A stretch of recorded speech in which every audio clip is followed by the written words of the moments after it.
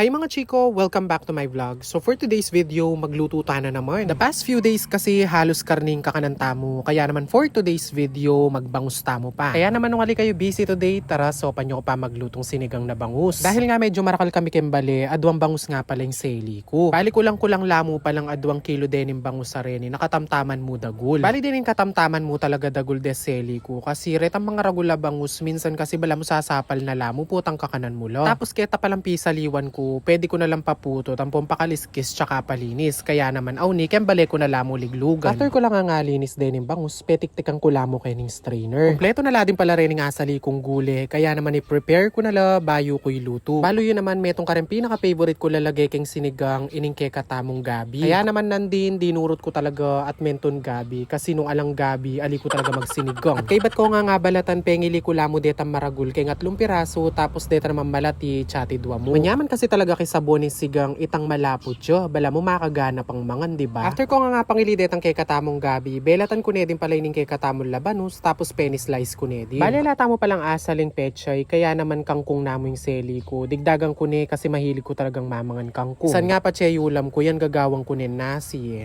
Charis. At syempre mawala kayo ning kay katamong sinigang ing okra ampong sitaw. O diba, kareni panggule talaga naman kumabsina. Alimengili na ako din pala mapilang pirasong kamatis, layo, ampong sibuyas. And syempre before we start cooking, inwas ko no parening kay katamong gule, bang kanta po, tadare-diretso na yung pamagluto ko. By the way mga chiko, alita mo pala gumamit fresh na bunga na ni sampalok, panaslam kening kay katamong sinigang, kaya naman sinali na ako mong powder. Kaya palang kay katamong kawali, may pabukal na ako rin palang danom, tapos sabi-sabi ko nang ilageken ing kamatis, laya, ampoing sibuyas. At dahil nga masaguli lalambot detang kay katamong gule, ampoy tambango, sineperate ko nung pepabukal din kay katamong gabi. At kapag nga kulong-kulunay ning kay katamong sabo, pwede tanong lagay rin kay katamong labanus. Kay ba't da rin labanus, lagay ko na ladin pala din kay katamong okra at din kamangyang. At kapag nga medyo half cook no retang gule minuna tamong lege, pwede tanong isunod din kay katamong kangkong. Actually alias sinigang nga bangus ini. Sinigang nga kangkong yaw, uling kabaragbaga kangkong inilege ko for today's video. At kapag malambot no din kay katamong gule, pwede tanang ilagay itang pepabukal tamong gabi nandin. Bali ali ko na lang nga pala nilamas din kay katamong gabi dahil itang pipagbukalan malapot na. Ergo malapit na mong maluto yung kanakong sinigang o takalingwang ko, wala palang bago. Buti na mo nga atin niya inisiping bali, kaya naman ayan may nyad kundito. Metong aking makanya manang po makalinamnam kay sinigang na bango simpa maglagay bago. Pero ding aliwa alila maglagay, kaya naman it's your choice, ladies choice. Charis. Kaya magsinigang ko mga chiko, tawli kaya talaga lalagay yung bangus, kasi po tamagiyang corn beef at siya inuna kay yan. Pagkalagay ng haretang kay katamong bangus, manaya tamo mong 5 to 10 minutes hanggang kay maluto la, tapos ilagay tanin kay katamong powder mix na sampalok. Always adjust your taste, depende kay panlasa yo. At ayan na nga, kapag malapit ning maluto, lege ko no rin kay katamo siling haba. Syempre, tana panayan dumimlay ning sabo, kailangan mangantana, kaya naman auni, mag-plating na ako. Kung umabot ka nga sa dulo ng video na to mga chiko, paki-comment naman kung anong ginagawa mo habang pinapanood mo ko at anong oras mo ito napanood. O siya, iluwal yun na yung nasing marimlo, tapos mangantan. Kung nagustuhan nyo yung ulam natin for today's video, don't forget to like, follow and share. God bless everyone. Bye!